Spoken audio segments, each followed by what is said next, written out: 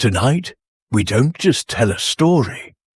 We step inside a life still unfolding, where breath is bought with sweat, where healing is not sterile, but sacred, messy, mortal, and you are the one who holds the thread between life and silence. But you don't know that yet, not fully. All you know is you're tired, and it's already morning. The blood you carry isn't just yours, someone once told you. You thought they meant family, but they meant something heavier. A burden made not of kin, but of strangers' pulses pressed against your palm. You don't realize it yet, but today will echo through time. Close your eyes. Breathe in, slow. There's the faint scent of dust, sterilizer, jasmine tea, and somewhere deeper, diesel smoke. You open your eyes to 2023, the Middle East, a city that doesn't trust peace, a sun that rises like a warning. You're already late. You sit up on your thin mattress. Government housing, 2 floors above the emergency ward. You barely slept. Again, the sirens outside never sleep. You hear one now, far off, maybe near, but it doesn't matter. They always find their way to your door. You push yourself up. The mirror offers you a face, not one you recognize, but one that's learned to move without asking. Eyes rimmed in fatigue, hair tied but not tamed. Stethoscope already on your neck. You don't remember putting it there. No breakfast, no time. You grab your white coat. The hallway flickers, fluorescent lights, the color of old bruises. You descend. The ER is already spilling open. A boy, his leg torn by shrapnel. A woman in labor, hijab soaked, breath ragged. A teenager convulsing on the floor. His brother sobbing, holding his head. Please, please help him. There are no charts yet, no paperwork, only bodies, only breath, only you. You move like instinct, like muscle, hands on heat, eyes sharp, words faster than panic. Get me vitals. Saline, now. Who has O negative? Lift him, gently. The air tastes like metal. It always does. This is not textbook medicine. This is triage. This is improvisation. This is hope stitched with urgency. You dreamt of this once. Clean rooms, soft voices, grateful families. But here, a good day is less death than the day before. That is your metric, your prayer. Mid-morning, you step outside. Not for air, for reminder. The heat hits you like a slap. The sky is already burning. A checkpoint hums down the road. Soldiers with rifles. A drone circles above like a silent god. Vendors shout in Arabic, flatbread, cigarettes, hot tea. You feel your sweat soak through your undershirt. You wonder if this is the day the hospital loses power again. You don't think about politics. You can't afford to. But every decision made without you, every shipment that never arrived, every girl you couldn't save, is etched into your chest like a forgotten oath. Another nurse calls you back inside. New patient, no ID, bleeding internally, tattoo on his arm. A militia mark, a rebel, a refugee. It doesn't matter, not now. You stabilize him. Oxygen, Quatriem tourniquet. A nurse whispers, "We're low on morphine." Do you use it? You pause. This is your power. And your punishment, who gets to suffer, who gets to sleep? Half dose, you say. Later, you find a bench, not to rest, just to stop moving. Your hands shake. You press your palms to your forehead. The call to prayer begins. A sound like wind brushing stone. You don't always pray, but you turn east, because in this chaos, you must believe in something, even if it's just breath returning to a newborn's chest. The day continues. You break the news to a mother. I'm sorry. We did everything we could. She doesn't cry. She only rocks in place, back and forth, as if grief is something she must rhythm into silence. You scrub your hands again, but the soap does nothing for the weight. You carry everything, because no one else can. Evening, the golden light hits the stairwell. You lean on the third-floor railing. Below, you hear a child laughing. Just once, you close your eyes and imagine a world with no sirens, just wind and tea and sleep. You don't know it yet, but this day, this breath, this hour, this wound you helped close, it will echo, because someone will live, and they will love, and they will whisper, years from now, there was once a doctor who stayed, and that is enough. Let the day begin. Before your eyes even open, something scorches your nose. Not air, not perfume. It's the cocktail of the ward. Iodine, sweat, old gauze, blood, not on the floor, under your fingernails. The hospital smells like memory. Sticky, metallic memory that clings to your lungs even after you leave. If you ever leave. You're curled up on a plastic bench, just outside trauma. You slept here again. Or maybe not sleep. More like a temporary disappearance. A short fall into blackness between alarms. Your head lifts, your neck cracks, your back flares in protest, stiff from a night contorted on molded plastic. A light above you flickers, then steadies, pale blue, too blue, ghost light. You rub your eyes, your fingers feel tacky. From what? The emergency C-section? Or the gunshot boy who didn't make it? You don't remember, you stand. The floor shifts under you, just slightly.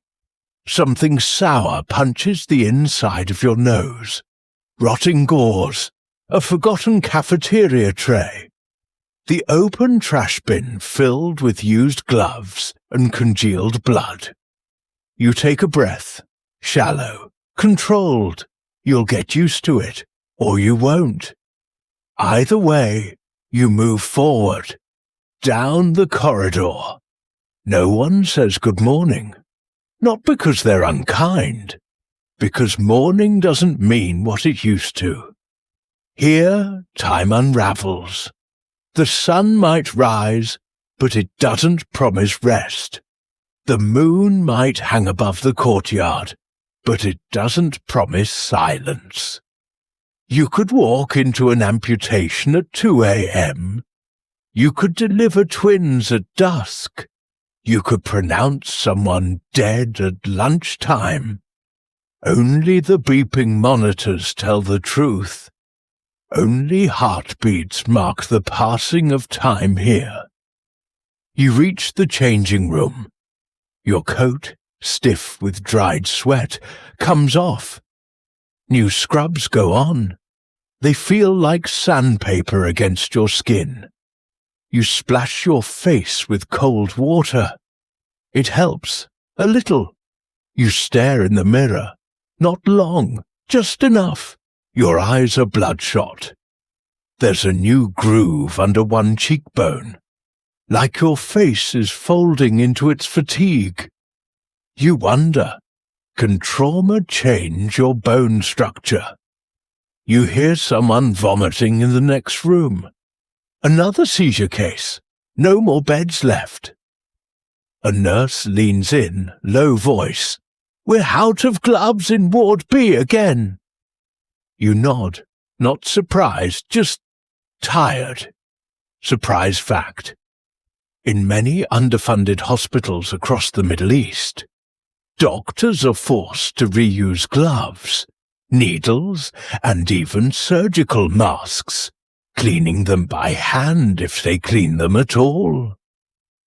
You don't know how many infections that's caused. You don't ask, because you can't grieve what hasn't died. Not yet. You move toward pediatrics.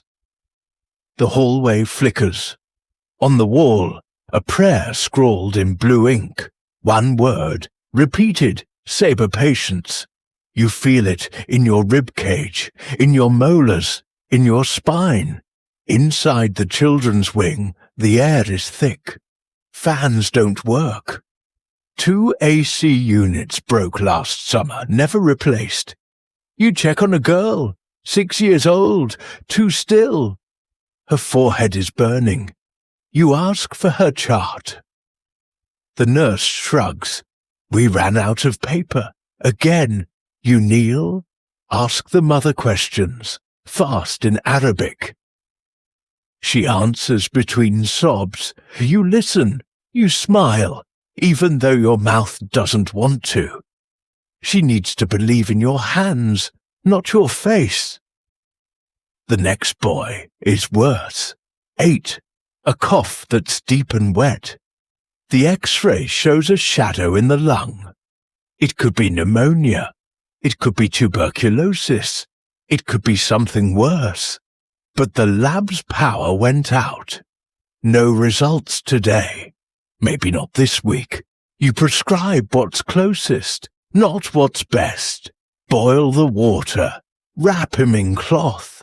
Keep him away from his siblings. You pray it's enough.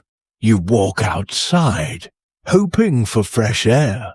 Instead, you meet the desert heat, heavy as grief. The scent of open drainage snakes through your nose. Someone nearby is roasting meat. Your stomach turns. A car backfires.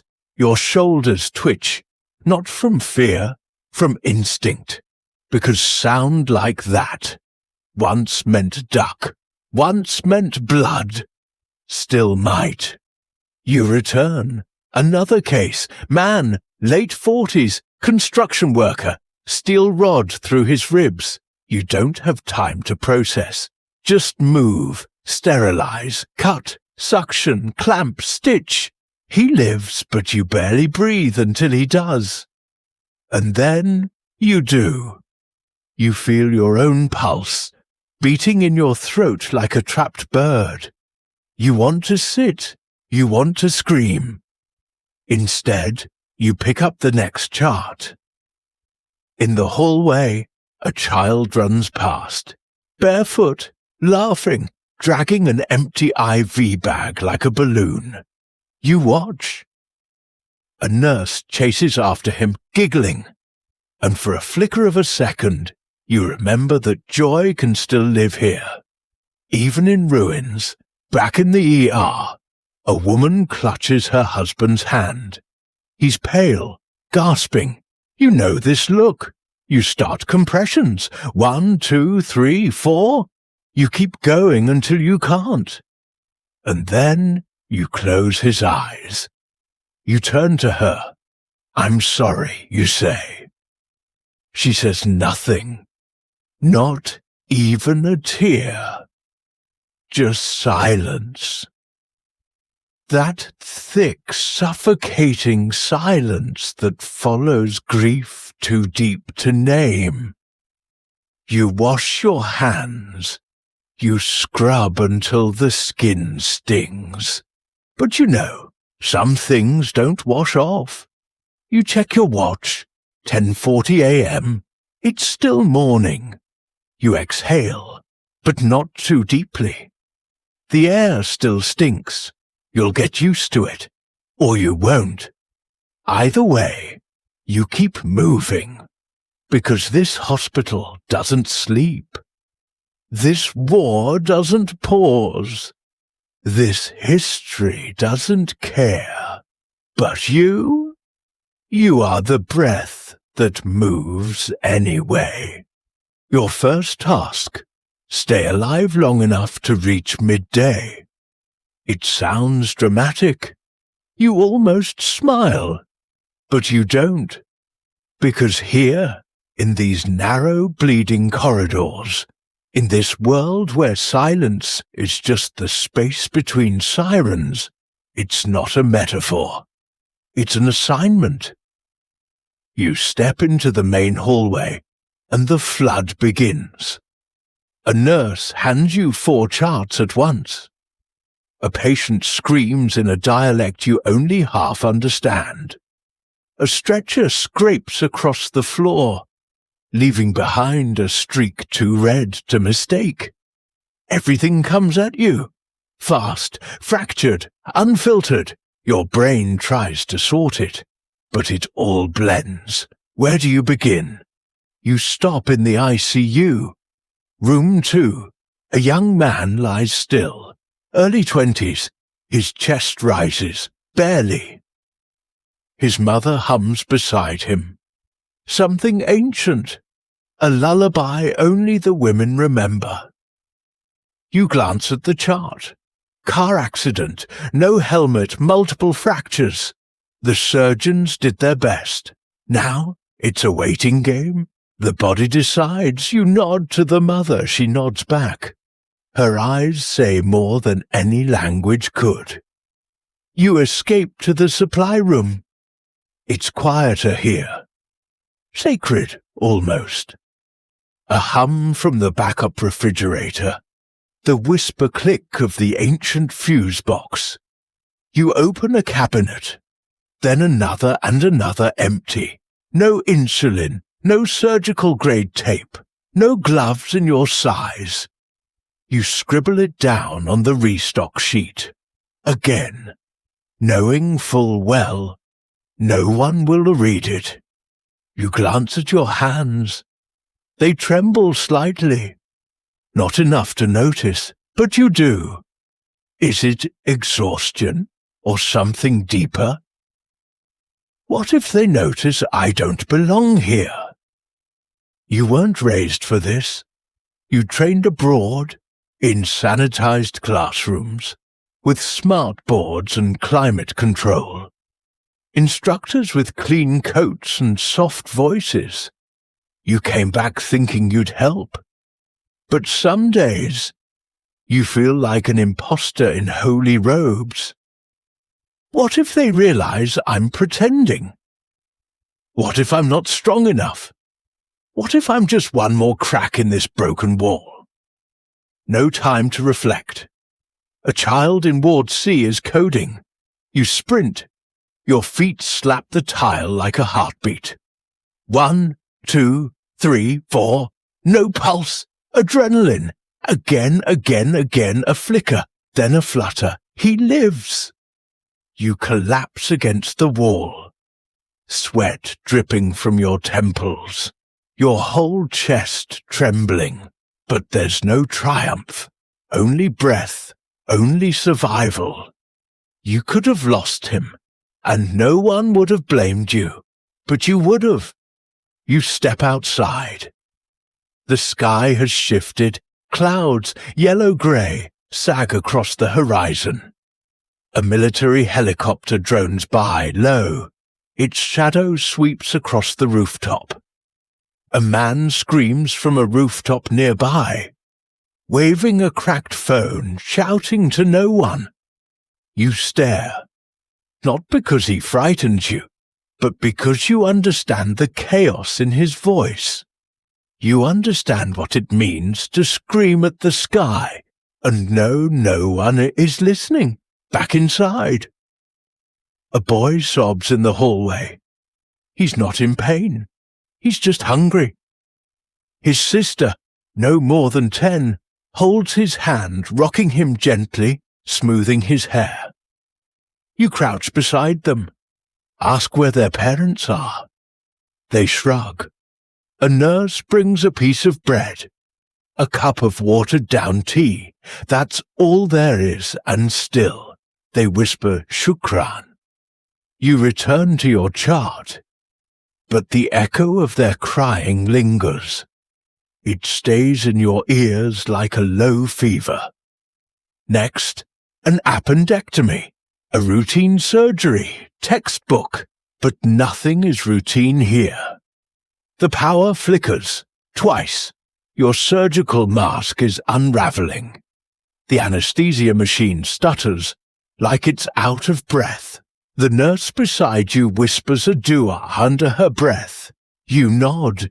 You make the incision. Blood blooms into your gloves. You don't flinch. You just keep going.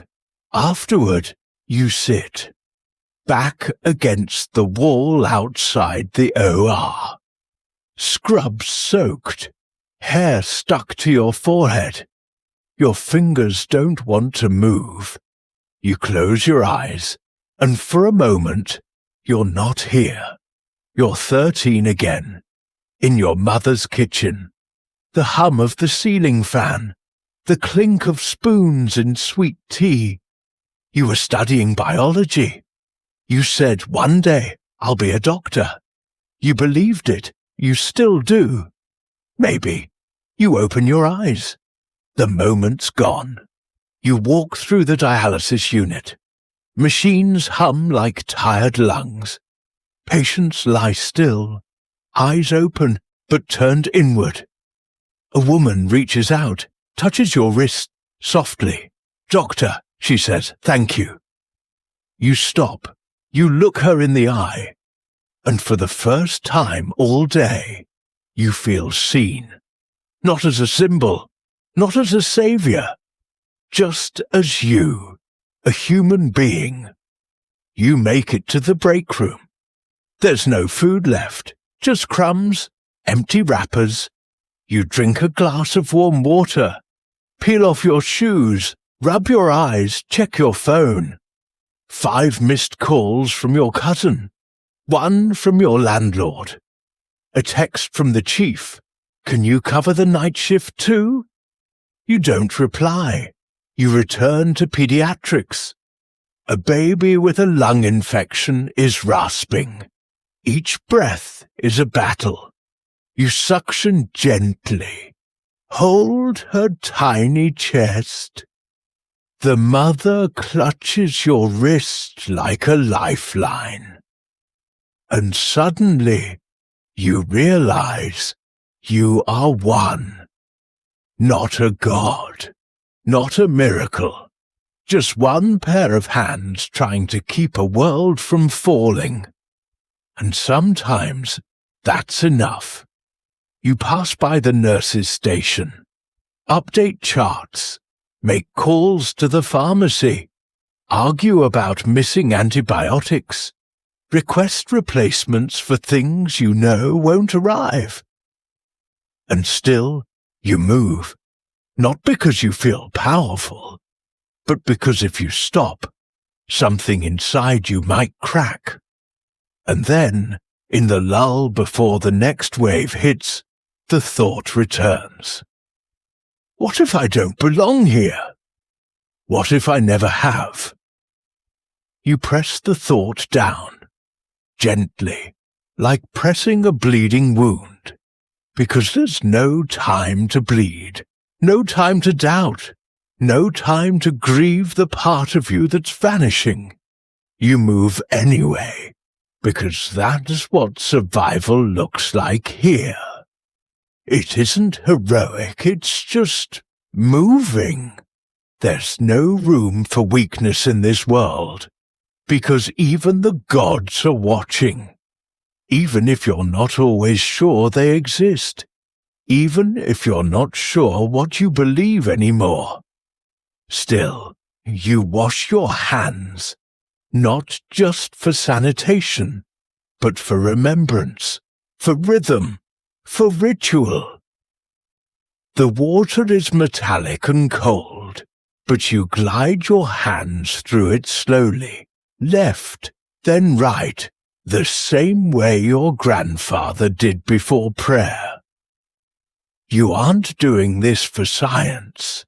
You're doing it for the part of you that still believes muscle memory can carry the soul when the soul is too tired to walk.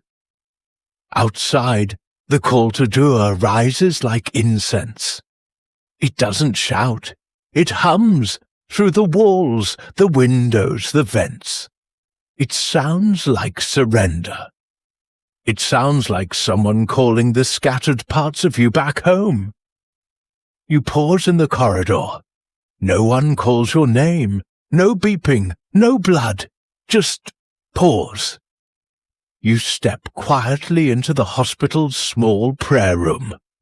No lights, just rugs folded into corners, blankets with frayed edges, a line of worn sandals waiting by the door. The scent of dust lingers, and something older, a trace of forgotten incense and old faith. You kneel, even if you're unsure, even if your belief is more muscle than mind. Because here, kneeling isn't just an act of worship. It's a language, a release, a way of saying, I am here. I am still here. You bow your head, press your forehead to the ground, and in that moment, you are no longer a doctor, no longer the one who holds death at bay, no longer a machine. You are just someone looking for silence. And in that silence, something ancient echoes. You are not just a healer. You are the witness. Your mother's voice returns. She used to pray before dawn. You remember her breath fogging up the kitchen window, whispering soft verses into the steam of boiling cardamom. Your father once said, we don't pray for miracles, we pray for strength. You never understood the difference until now. You rise slowly, step back into the hallway. The sounds return. 4 drips tapping softly, papers flipping, monitors beeping like stubborn heartbeats. But you feel steadier. Not because the world has changed, but because you've remembered who you are inside it. In Ward F, a woman clutches a misbah in her palm, not reciting, just holding. Each bead is worn smooth by fear and waiting. She doesn't look up as you enter. You lift her husband's wrist gently, check his pulse, still there, still holding on. You don't speak, you don't need to. She meets your eyes, and that's enough, because pain doesn't always scream, and faith doesn't always speak. The next case is urgent. A soldier, no older than 20, gunshot wound, abdomen torn, pulse fading. You enter the OR mask on, gloves tight, sterilize, cut, clamp. The attending whispers under his breath, and whoever saves a life, it is as if he saved all of mankind. You don't answer, but something in your chest tightens. Because whether or not you believe in Scripture, you believe in this moment. You believe in your hands. You stitch the tear. You hold the line. You keep him here. And when he breathes again, fragile, shallow, alive, you whisper, Alhamdulillah, not for triumph, but for relief. Later, in the corridor, a janitor hums a tune. You pause, it's a lullaby. Your grandmother used to sing it when you had fevers, long before medicine was anything but tea, warmth, and hope. You don't remember the words. They're from another dialect, but the melody stays, like a thread back to the part of you that knew care before science. You nod to him. He nods back. No words needed. In the break room, you sip tea that's been steeping too long. A nurse sits across from you. She asks, "Do you ever feel like God hears you in here?" You don't know what to say, so you smile, because the question itself feels like a kind of prayer. Before you can answer, your pager buzzes. A child in seizure. Blue lips, low oxygen. You run, monitor, mask airway, stabilize. The child calms. Breath returns. The mother sobs. She grabs your hand and kisses it. You pull away gently, but in her eyes, you see it. She believes you saved him, even if you're still unsure of yourself. Back in your office, the sun is melting into the horizon. The windows glow gold. Shadows reach across the floor like exhausted hands. You open a drawer. Inside, a photo of your family years ago, before the coat, before the pager, before the weight of other people's hearts in your hands. You touch the corner. Not long, just enough. And you whisper it to yourself again. You are not just a healer. You are the witness of fear, of faith, of fragility, the witness of what still breathes, even in places the world gave up on.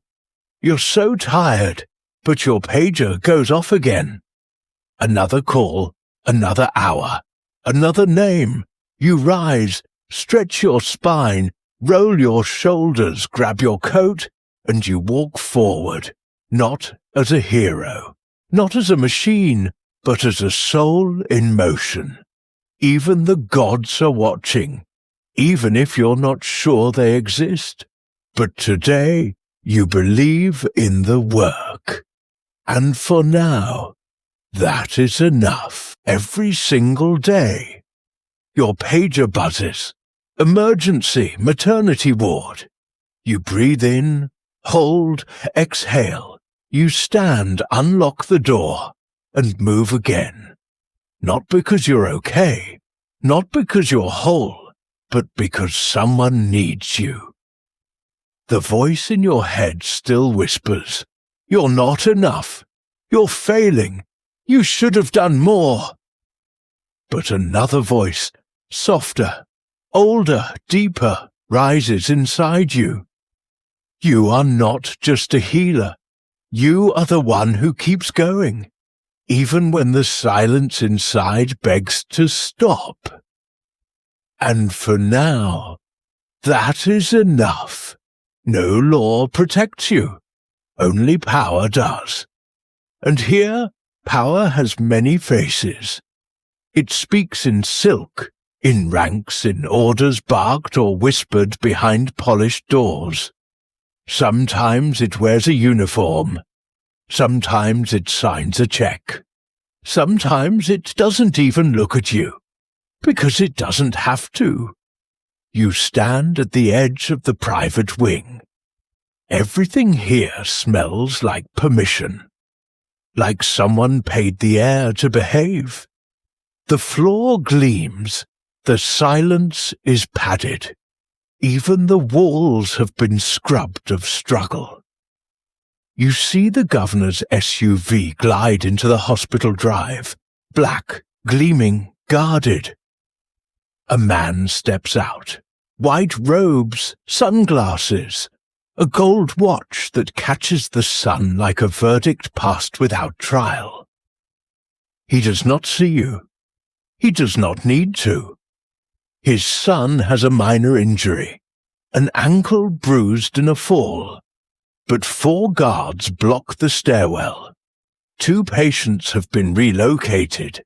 An entire generator has been rerouted so the AC doesn't flicker for a bruise. And somewhere, a child waits 4 hours for a painkiller. A woman with seizures is turned away. You feel the heat crawl up your throat. Not just anger, something worse, helplessness. You pass by the VIP room. It smells of lemon oil, imported soap, money that has never touched sweat. Inside, silk sheets, new monitors. A nurse hovering like a dragonfly over a boy scrolling on his phone. His father is on a call, speaking of land, contracts, numbers that spin like wheels of fortune. Not once does he look at his son. Not once does he lower his voice. You stare for a second. And then a quiet thought crosses your mind. Centuries from now, who will remember his name? Because power fades faster than suffering. But today, his name reroutes electricity. And yours can't even secure a bed. Back in the general ward, a boy convulses. The pharmacy is out of anti-seizure meds. Again, you crush a tablet from another patient's drawer. Split it, administer it, hope. There's no law for this, no manual, no protocol. Just the flicker of overhead lights and the pulse of your own judgment. In the hallway, a junior resident leans against the wall, pale. What happened, you ask? He doesn't blink. Man pulled a gun.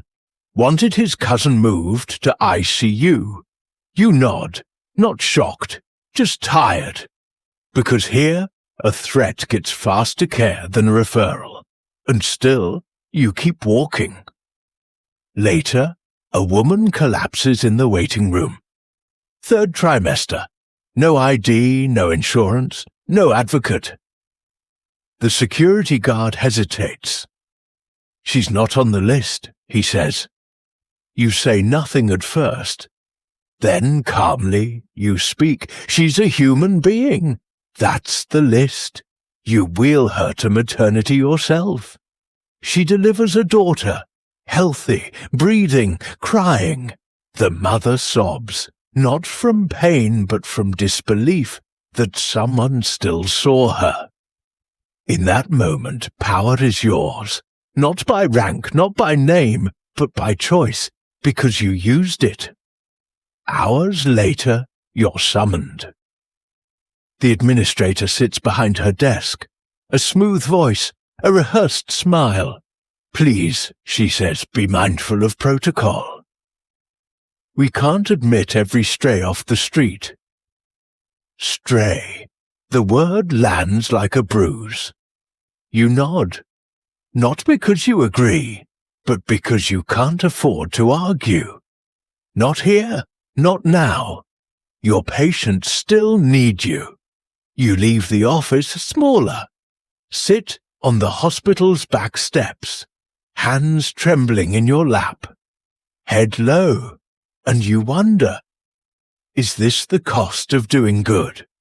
Or is it the price of pretending you still can? Across the courtyard, an intern argues with a vendor. No delivery without payment, he says. You realize again, this isn't a system, it's a market. Life for sale. Care rationed like contraband. One promise for a suture. One favor for a vial. You return to the ICU. The soldier from earlier, stable, breathing. His commander arrives, salutes you stiffly, leaves a thick envelope on the table. You peek inside. Money. You push it back, silently. Not because you don't need it, but because if you take it, something inside you will shift. And never shift back. You sit by the soldier's bed, watch his chest rise, and whisper to the quiet, you are not just a healer, you are the witness. The one who sees how the machine works, and how many bones it grinds. Evening arrives, the governor's car leaves, the guards vanish, the private wing reopens, the silence dissipates. The scent of citrus replaced again by disinfectant and sweat. You exhale, but deep inside, beneath fatigue, beneath duty, something still burns.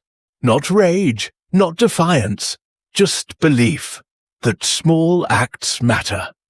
Tomorrow, another name will come, another title, another son, and once again, you'll be asked to remember your place. But you will remember something else. That justice doesn't live in courts.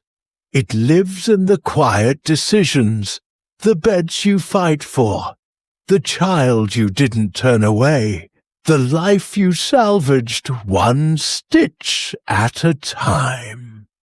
You don't serve power. You serve people. And while history may forget the names of the wealthy, it remembers those who stayed when it was easier to leave. So you move forward, not because the rules are just, but because you've learned how to make justice anyway. You haven't truly spoken all day. Not really. You've given orders. Soft, precise. You've comforted strangers. You've apologized for the wait, for the pain, for what you couldn't prevent. But you haven't been heard. Because here, in this place, no one asks how you are. And if they did, you wouldn't know how to answer. You stand at the sink, rinsing blood from your wrists for the 6th time today. It clings like guilt, like memory, like grief that doesn't wash off. Above the sink, a mirror, cracked in one corner, smudged in the middle. Your reflection looks warped, like it's tired of looking back at you. Still, you stare, and in your own face, the same face you've worn since medical school, you see something unraveling, not broken, just thinning, like a thread pulled too many times through the eye of the same needle. The pressure isn't loud, it doesn't roar, it whispers. You missed something. Someone died because of you. You're not enough. You know it's not true. But truth and feeling parted ways a long time ago. And what you feel is weight, constant, breathless. The badge around your neck feels heavier than the stethoscope. Your pen, nearly out of ink, shakes in your grip. You hold it tighter, as if clenching it might hold you together. But your hands tremble anyway. Even the strongest hands do. A nurse brings you tea. You should rest, she says. You nod, but you don't sit, because sitting means stopping, and stopping means feeling. And today, you can't afford that. You walk the halls again. In Ward D, 3 children share one bed. Their mother sings softly. Her voice is cracked, dry from thirst, desperate with love. You check their vitals. 2 have infections. 1 has pneumonia. You don't tell her. Not all of it. You smile instead, because she needs hope, not truth. You give them the last of the antibiotics. You know it's all you'll have for days. But you give it anyway. You step out into the hallway, sit against the wall, and let your head fall back. Try to pray, try to breathe. But only silence comes out. A silence that doesn't heal. a silence that echoes inside your ribs like an empty room.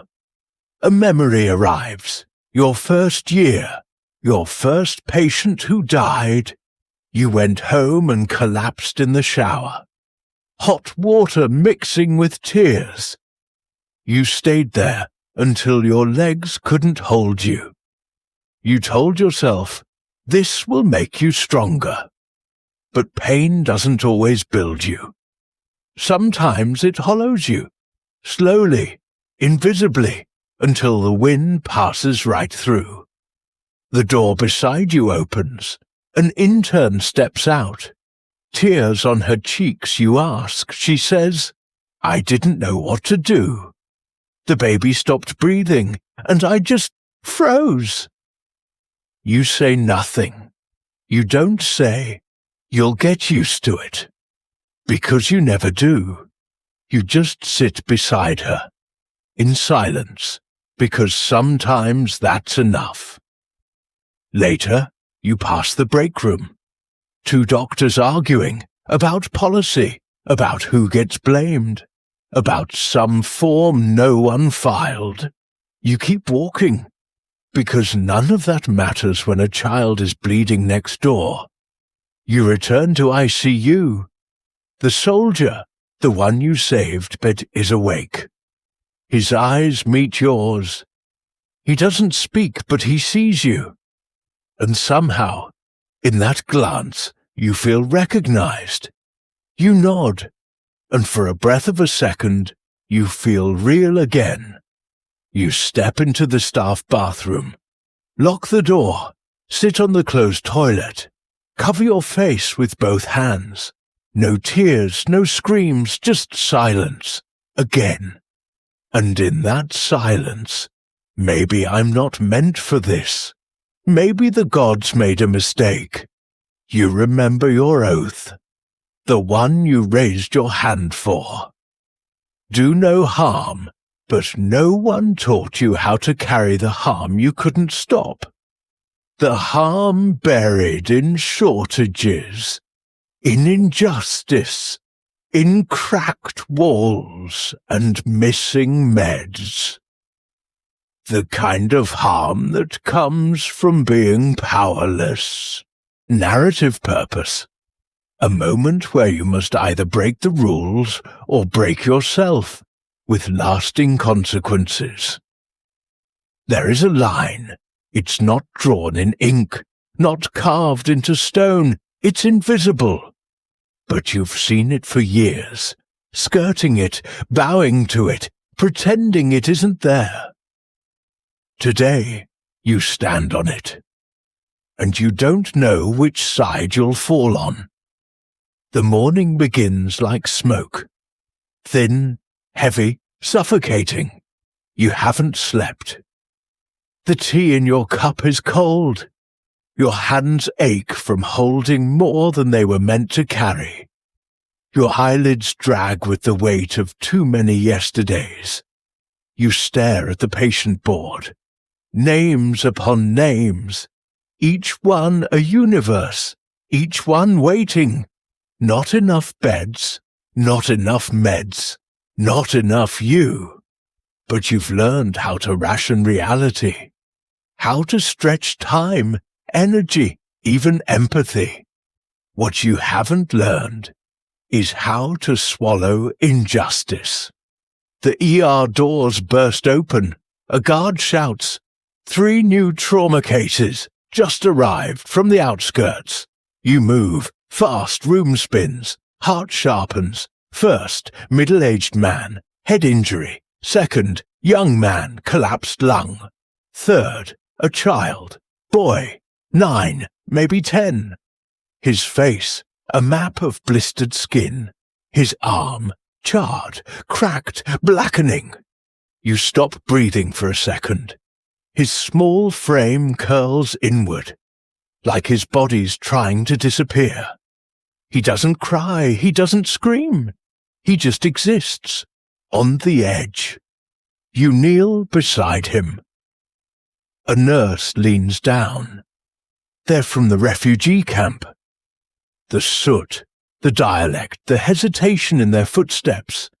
They don't belong here, according to policy. But they're bleeding just the same. You call the surgical bay. The nurse hesitates. Admin says they're not our responsibility. You stare at her. She looks away. They're dying, you whisper. I know. You march to the administrator's office, past the nurse's station, past the prayer wall, past the line, that line again. You don't knock. He sits behind his desk, polished wood, stacked reports, eyes dry. You keep your voice steady. There's a child in the ER, 3rd-degree burns. He won't survive the night without surgery. The director doesn't flinch. If they're not registered, we can't authorize treatment. You pause, you say it plainly. So we let him die? He meets your eyes. His face doesn't move. Then we've done all we could. This is it. The moment the air changes. The moment your coat feels like a shroud. The moment you stop pretending. You speak. You're asking me to choose between a child's life and a checklist. He responds, calm as marble. I'm asking you to uphold the system.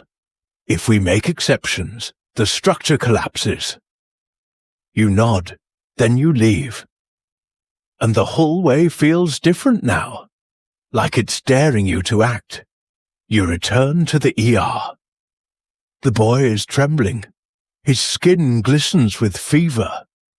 His mother crouches beside him, murmuring prayers in a tongue you barely understand. She doesn't ask. She just looks at you. And her silence speaks louder than the sirens. You move. You lift the child yourself. You whisper to 2 nurses you trust. I'm taking him in, quietly. No questions, just motion. You move through the back corridor.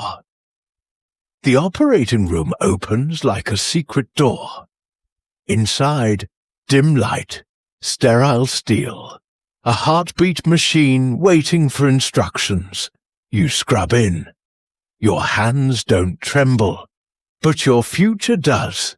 You begin, you clean, you cut, you remove what the fire left behind. Every second is a gamble. Every stitch is a defiance. Every breath the boy takes is a small rebellion. The nurse hums something sacred, a verse you recognize. To save one life is to save all of mankind. You say nothing, but your hands believe it. The boy survives. His chest rises slowly. His fever breaks. His grip tightens around his mother's thumb. She weeps, not in grief, in disbelief. She kneels to thank you. You stop her. Lift her by the shoulders, not out of pride, out of humanity. No one should have to beg for mercy. You step out of the OR. The hallway hasn't changed, but you have. You did it.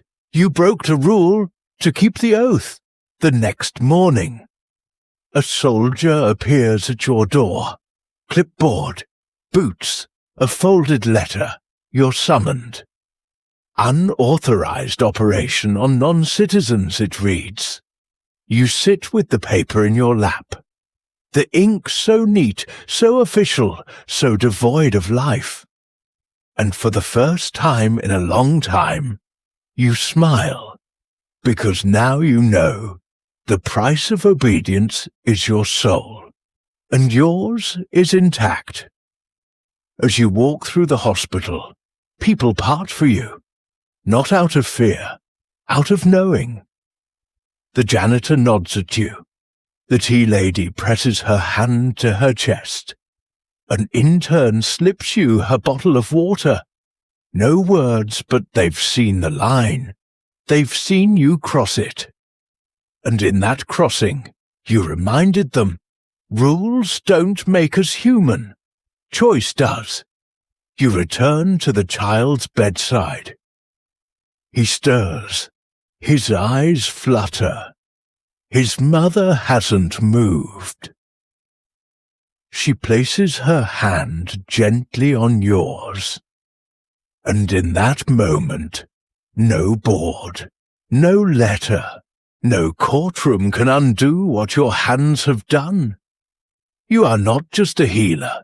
You are the line between silence and survival.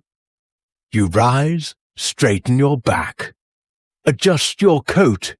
You walk down the corridor. The light slants through the window.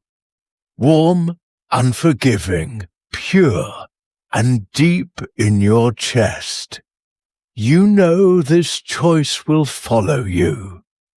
Into trial, into memory, into legend, or oblivion. But you made it. And that's what matters. A single syringe, just the plastic, just the shape, just the possibility, costs more than you earn in a day. Not the medicine inside it, not the healing, just the tool, the sharpness, the chance. You used to call this medicine. Now, it's currency. And you, like everyone in this place, are no longer just a healer.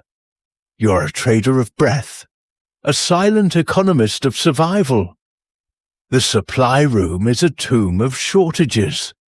Dim light, rusted hinges, shelves that echo when you touch them. You run your fingers along the edge of the cabinet marked critical supplies. The lock clicks open. Inside, 2 gauze rolls, 1 oxygen mask, no sutures. You close the cabinet gently, like you're tucking in the dead. The clerk doesn't meet your eyes. Need something? He asks flatly. Surgical thread, gloves, lidocaine tap, tap, tap. We're out. Out of what? You ask. He shrugs. All of it. You don't answer. You just breathe slowly through clenched teeth. Because rage burns energy and you have none to spare. Then he leans in, lowers his voice. I could get you what you need, but you already know. But you treat my niece next week. No paperwork, no questions. A life for a vial. An unspoken trade. You say nothing, just walk away. In the hallway, a janitor places something on a windowsill as you pass. You glance down. 2 unused bandages, neatly folded. You glance at him. He doesn't speak, just nods. This is the new system, not policy, not paperwork, whispers, favors. Shadow networks in white coats. The black market lives in your hospital now. And survival has a price. In the maternity wing, a woman lies pale, sweating, still bleeding. The baby is out, alive, but she's slipping. You call for blood. The nurse answers you with her eyes, empty. There's none left. You work with what you have. You bind, you press, you pray, not with words but with hands. You talk gently to her husband. He nods too much. He doesn't understand what you're saying. He only understands that you're trying. You've patched a sinking boat with paper. You hope the tide stays calm until morning.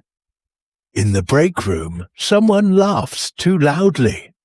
You glance in. 2 residents are bartering. Cigarettes for instant coffee.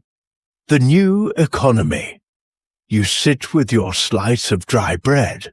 A bruised apple.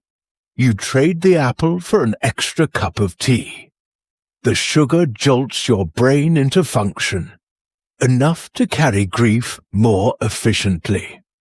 A boy arrives in the ER, 6 years old, dislocated shoulder, clutching his father's sleeve, eyes like thunderclouds. You glance at the chart. No insurance. You don't say anything. You don't need to. You set the bone. You pull your last working sling from your locker. You are saving it for something worse. This is the something worse. No one thanks you. You weren't expecting thanks. Just breathe. Just survival. In Ward C, the oxygen machine is blinking red. You kneel beside it. Check the wires. Backup's already empty. You call maintenance. No answer.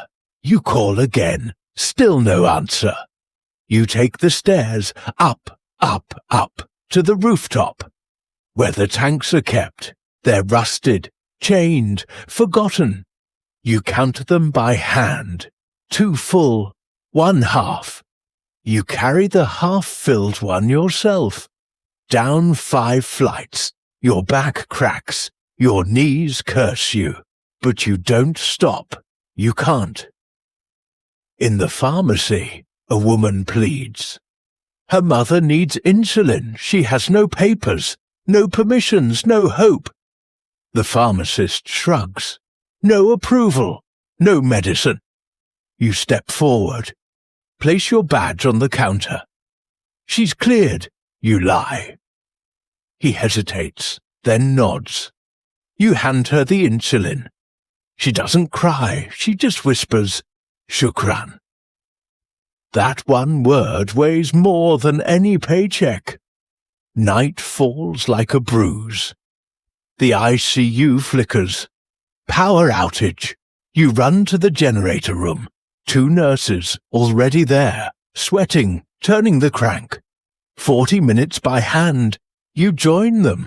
3 bodies, breathing like machines to keep the machines breathing. You don't stop. Not because you're strong, but because someone else will stop breathing if you do. Afterward, you sit outside the ward, your back pressed to peeling paint.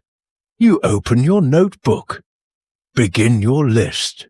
2 rolls of gauze, 1 ampule of morphine, 3 pairs of gloves for face masks, 0 sutures, 0 4 tubing. You stare at the numbers. You cross out the gloves. You used them all today. A patient approaches you quietly. An old man, former schoolteacher. He hands you a pouch. You open it later. Inside, 1 dried fig, a quote from Rumi, handwritten on yellowing paper, and a silver button, worn smooth by time. For the hand that holds when no one else will. You tuck it into your coat pocket. You go home late. The streets are empty. Darkness puddles between the buildings. You count the coins in your pocket. They won't buy dinner, but they might buy another roll of surgical tape, if you know who to ask. You enter your apartment. Silence greets you. You stand in front of the mirror. Stare at your hands. They're cracked, calloused, red around the nails, steady, but not untouched. Each scar whispers a question. How much is a heartbeat worth? And how long can you keep pretending you can afford to buy it? Then you remember the boy's breath, the mother's whisper, the dried fig in your coat, and you know you are not just a healer. You are the reckoner of impossible debts, the guardian of borrowed time. So tomorrow you'll rise again, not because the system works, but because you do, because someone has to. And until the very last ampule, until the last suture is bartered, until the final breath is counted. You will hold the line. You thought medicine would feel like a calling. You imagined purpose trailing behind you like a flag. You imagined white walls, steady hands, clear decisions. You imagined your coat would mean something, that the world would pause at the sight of it. You thought you'd be part of something noble, clean, defined. But the truth? You walk these halls in shoes with cracked soles. Your coat smells like bleach and fatigue. Your stethoscope hangs like a tired necklace. And most days, no one even looks up. There is no music, no spotlight, no quiet gasp of awe when you enter. They told you, doctors save lives. They didn't tell you. Sometimes you just watch them slip away. Slowly, quietly, in a hallway stained with mold and memory. They didn't tell you how silent death can be. The world loves your title. Doctor, it loves the word. It loves the myth, the montage, the miracle, the clean, triumphant final scene. But the myth doesn't know what it smells like in the ER after the generator dies. The myth doesn't know what it feels like to hold a child who stopped blinking, to count seconds with your own breath, to ventilate by hand for 17 minutes while the world outside scrolls past you. The myth doesn't know you. You carry that child today. The machines failed again. And so you did it yourself. Palm to chest, breath to rhythm, the body becoming the only tool left. And he lived. Not because of protocol, not because of policy, because you refused to stop. But no one will write about this, no cameras, no awards, just a life that continues, and the weight of it settling deep into your bones. Later, the PR team asks you to smile for a video. Hope in healthcare, they say. They don't film Ward D, where the paint peels off in strips. They don't film the mother who sleeps on cardboard, or the intern who broke down after her 5th death in 5 days. They want light. You give them a smile, but your lips tremble around the edges. In the break room, your colleague stares into nothing, pale, blinking too slowly. You ask what happened. He shrugs. I told a mother her son was stable right before he died. He laughs once, too sharp, too broken. She thanked me anyway. You nod, because you understand. The myth says, you're strong. The reality says, you're breaking, but you keep going. Not for legacy, not for applause, because someone must. You visit the burn ward. A young woman you treated yesterday, 3rd-degree burns, half a bottle of expired saline. She smiles. You look tired, she says. You should rest. And you almost cry. Because when kindness comes from someone who is suffering more than you, it feels like grace. You sit in a plastic chair by the stairwell. Your lunch, cold lentils, flatbread folded like paper. The chair squeaks with every breath.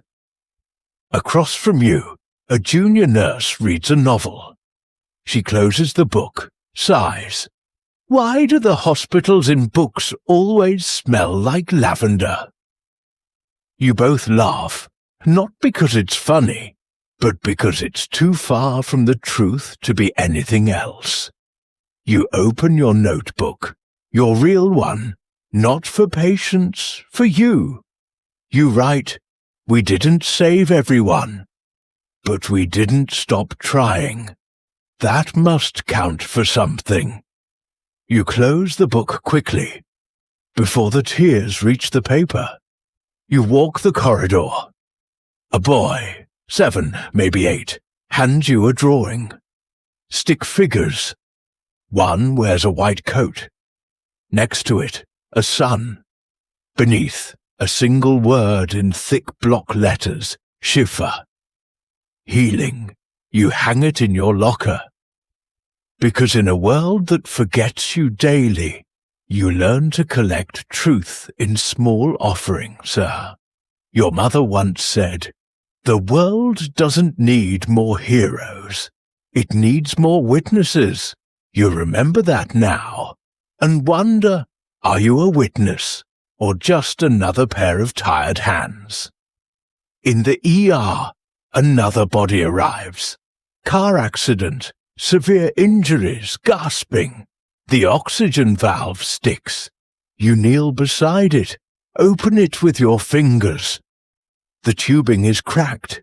You take the ink tube from your own pen, the one you've carried for months, and fix the valve.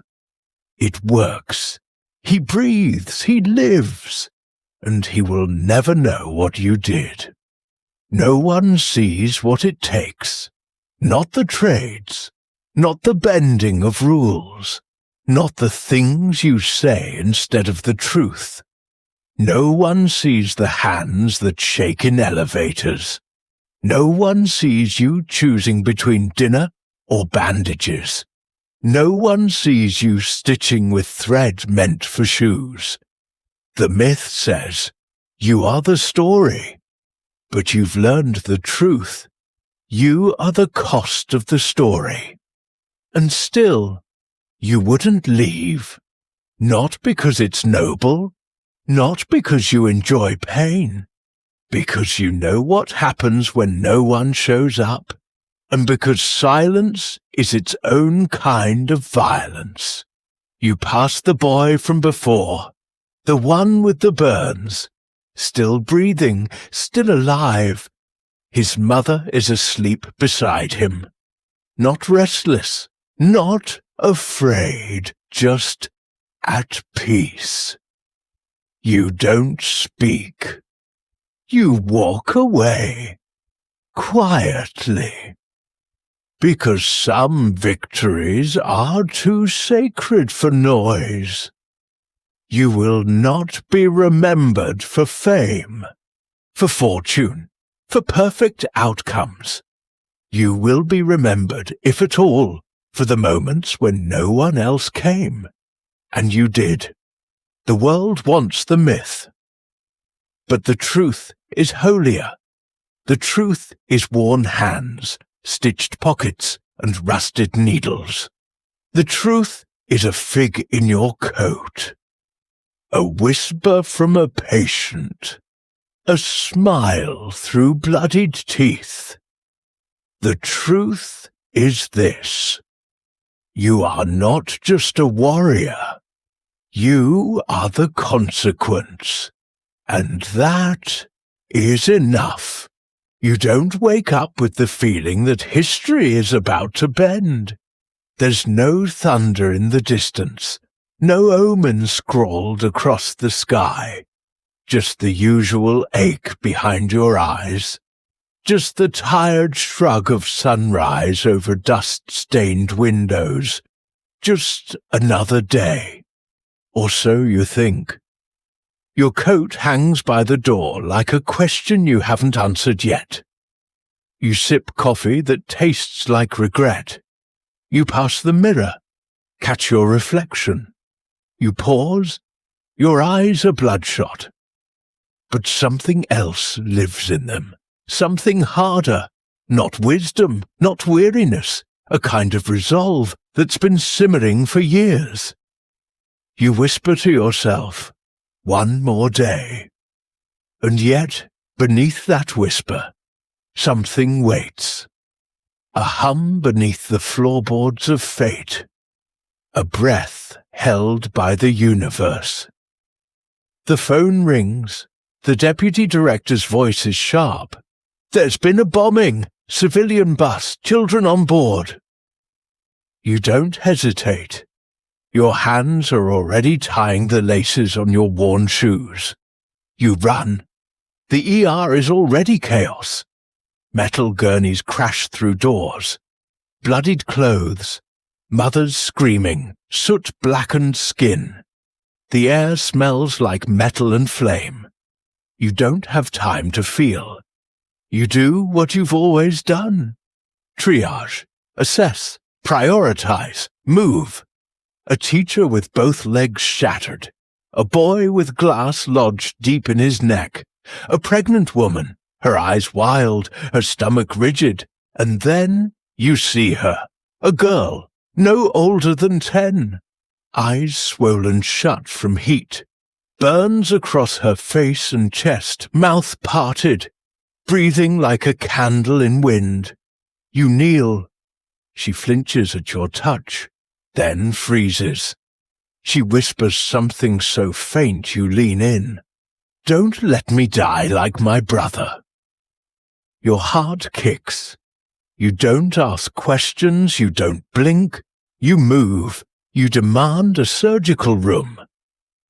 The answer slams back. All full. You request staff, equipment, another refusal. We don't have the supplies. We don't have the clearance. You stare through the nurse like she's made of glass. You speak quietly. Then we make space.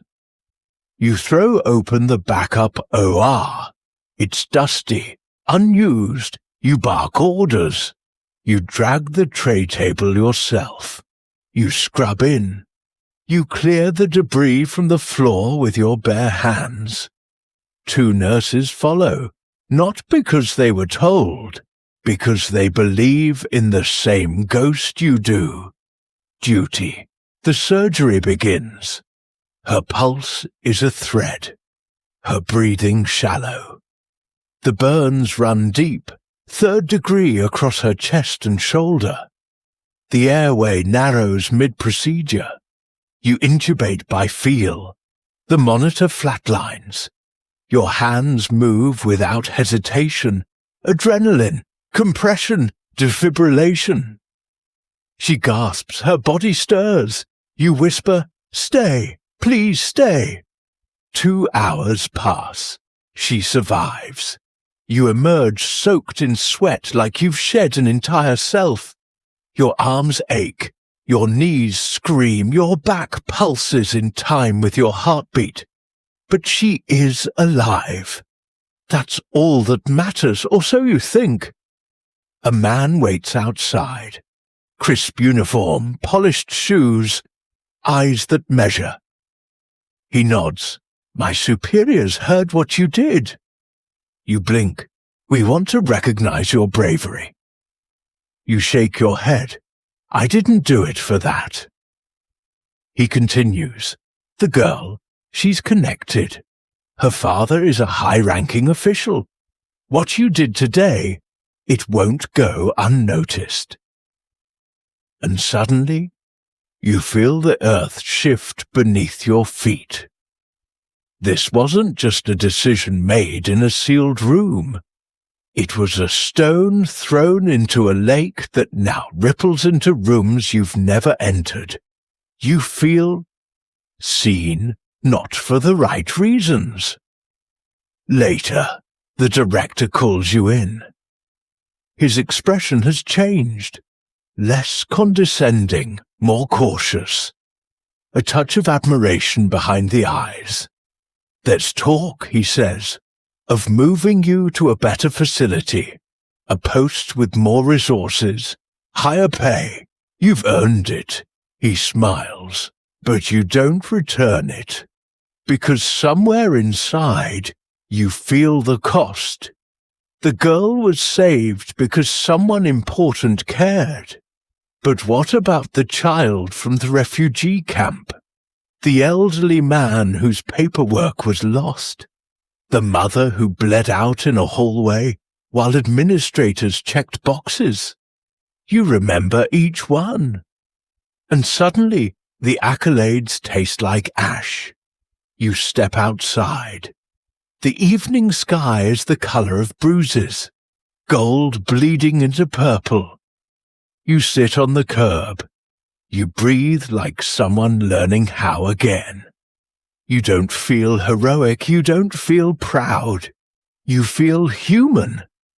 And then a voice from the past returns, the one that opened your journey.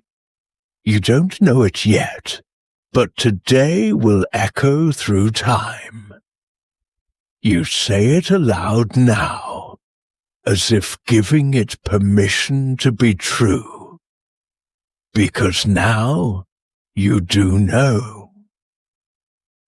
That night, there's a knock. You open your door to a boy, no older than 13. He holds a folded piece of paper. My brother worked here, an orderly. He died last winter, but he left this. He hands it to you. A list, names, some you saved, some you lost. At the top, scribbled in ink, these names mattered. Tell someone. Your throat tightens. You tape it above your desk, and for the first time in weeks, you pick up your pen and write without shaking. Today, I saved 1 life and remembered 50, and maybe that's enough. Tomorrow, the headlines may find you, or they may forget. Tomorrow, someone might hand you a medal, or take your license away. Tomorrow, the world may paint your story in colors that never touched your skin. But none of that matters now. Because somewhere in this city, a little girl will wake up with gauze on her chest and breath in her lungs. And your name will not live in books. It will live in that breath. You were never just a doctor. You were the moment that chose not to look away. And now, that moment will echo. Forever. The world outside doesn't stop. It never does. Even now, as your shift ends, the emergency room still pulses, flashing red like a wounded heart refusing to die. The operating theatres glow behind glass, machines humming like nervous prayers, tubes still tethered to bodies that haven't made up their mind to live or let go. But for you, the day is done, and for the first time in 16 hours, your hands fall open, your breath returns to you, like a bird that flew too far and forgot where home was. You step out of the hospital's back door, not with ceremony, just with gravity. Your body feels heavier than it did this morning, but not from fatigue alone, from memory, from decisions that scraped bone, from lives you touched and couldn't save, and those you did.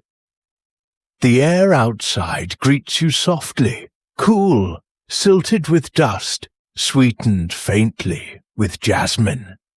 You hadn't noticed it all day, but now each petal in the wind feels like it was waiting just for you. You walk slowly, for once not out of weariness, but out of reverence. Each step is a choice, a refusal to rush, a prayer in motion. The city is quiet, but not dead. A dog barks behind a shuttered kiosk. The metallic hum of an old refrigerator seeps from an apartment window. An oud plays somewhere behind a curtain. The notes rise and fall like breath itself. You pass an old man selling tea. His pot is dented. His hands shake slightly, but his eyes catch yours and soften.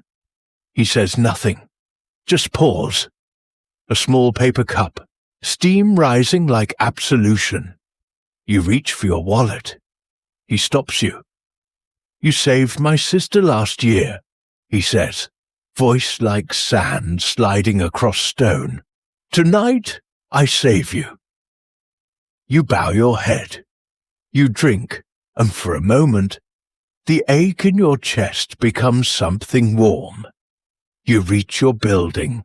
The stairs creak like tired knees.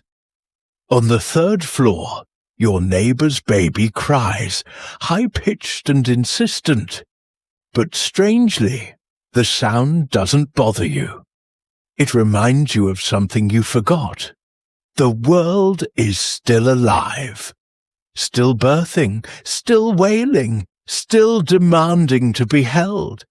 You enter your apartment. The door clicks softly behind you. Silence meets you, but not the sterile, antiseptic silence of a hospital corridor. Not the silence of machines losing rhythm. This silence feels different. It's forgiving. A hush that says you've made it through. You drop your coat over the chair. It slumps like a soldier discharged, not with defeat, but with relief. You sit, shoes still on, keys still in hand, just sitting, letting stillness arrive on its own time. Because rest cannot be rushed. It has to find you, settle into your bones like morning light. Eventually, you rise, not with urgency, but with permission. You place your stethoscope on the table, not tossed, placed, like a relic, like a tool from an ancient rite. You turn on the tap. Brown water sputters first, then clears. You wash your hands, not for sanitation, but for release. As if the day's ghosts can be coaxed down the drain, as if grief turns to steam. You dry your hands slowly and feel, for the first time all day, clean. You light a candle. You don't know why.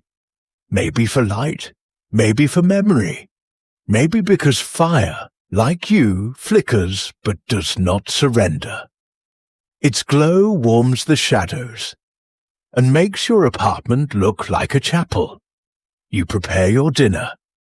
Bread, cheese, a tomato sliced with reverence, mint tea steeped too long, sugar heaped like forgiveness. You sit on the floor, cross-legged, barefoot. You don't eat to fill. You eat to remember. You too are alive. From your bag you retrieve a folded paper, a child's drawing. You, in a white coat, stick-figure arms, a crooked red heart beside you. The word Shifa beneath it, healing. You place it beside the candle. Next, your notebook. Then, the silver button, the one given to you by an old patient with failing breath and steady eyes. For the hand that holds when no one else will. You arrange them in a line. Your altar, not to religion, but to witnessing, to being there. You open your window. The city exhales into your room. The smell of bread from a late-night bakery. The sound of sweeping. A lullaby sung off-key by a grandmother to a restless child. You are not responsible for any of it. And that is grace. You lie down. Your mattress sinks beneath you. But not with collapse, with welcome. Your body uncoils, your jaw slackens, your fists open. The tension that carried surgeries, silence, secrets, melts. You stare at the ceiling. You don't see cracks tonight. You see constellations only you can name. You think of the names, the list above your desk. Some crossed out, some underlined. all holy. You whisper them one by one, and then you whisper your own, just to remind the night, I'm still here. You close your eyes, and behind them, the day replays itself. But this time, not like a wound, like a poem. The girl's heartbeat, the owd in the alley, the tea seller's hand, the baby's cry, the silver button, the stethoscope resting in silence. You place your hand on your chest. You feel it, that stubborn drum, still beating. You whisper, you were never just a healer. You were the place where someone came back to life. The candle burns low, the tea grows cold, your breathing becomes slower, deeper, like the tide returning to shore. The fan hums above you. Its rhythm is almost a lullaby now. And in that hum, in that half-light, in the final flicker before sleep claims you completely, you remember the first promise you ever made. Not to your hospital, not to your patients, to yourself. Do no harm, even to your own heart. Sleep now, not because you're finished, but because you have earned this silence, this sanctuary, this moment that belongs to no one but you. You were never just a doctor. You were the stillness between storms, the shelter in the fire, the one who stayed. And tomorrow they will call your name again. But tonight, the only name that matters is the one you whisper to the stars. And they answer, you were the story. You were the story. You were the story. The night has passed, but we are not rushing to morning. Not yet, because this moment, this stillness between breath and memory, deserves to be honored. You lie there, eyes half closed, your chest rising with the soft rhythm of exhaustion. And somewhere between what you survived and what you carried, you realize something sacred. You didn't just live this day. You became it. Some stories are carved in stone. Some live in medals, statues, textbooks. But yours? It lives in quieter places. In the flicker of a candle kept burning beside a child's bed. In the worn hands of a grandmother holding insulin that arrived just in time. In the soft echo of your footsteps down a hallway no one else walks. Your story was never meant to be loud. It was meant to be lasting. They say history belongs to kings, emperors, presidents. But history is also kept alive by those who never asked for credit, only purpose. By those who stitched wounds with thread meant for blankets, held breath with broken machines and refused to walk away when staying cost everything. You were never just a doctor. You were the fragile boundary between despair and decision. The steady hand in a storm of panic. The soul that stayed long after the room emptied out. And now the world wakes again. Children brush their teeth. Shopkeepers lift their shutters. Someone burns the morning bread. Life resumes, but somewhere, in some quiet home. A mother tucks a blanket around her sleeping daughter and thinks of you. She may not remember your name, but she remembers your presence, and that is enough. In a nearby hospital, a new intern faces her first collapse. Her hands shake, but she remembers seeing you once, How you didn't flinch when a child screamed. How you whispered calm into chaos. How you stood alone and didn't shatter. And because of you, she stays. In another city, a boy finds an old drawing in his desk. A crooked figure in a white coat, a sun drawn beside it, the word Schiffer. He doesn't know where you are now, but he remembers how safe you felt. And he says to himself, I want to be like that. Not famous, not praised, just kind. And somewhere, far from lights and cameras, a scar on a girl's chest glows faint in the morning sun.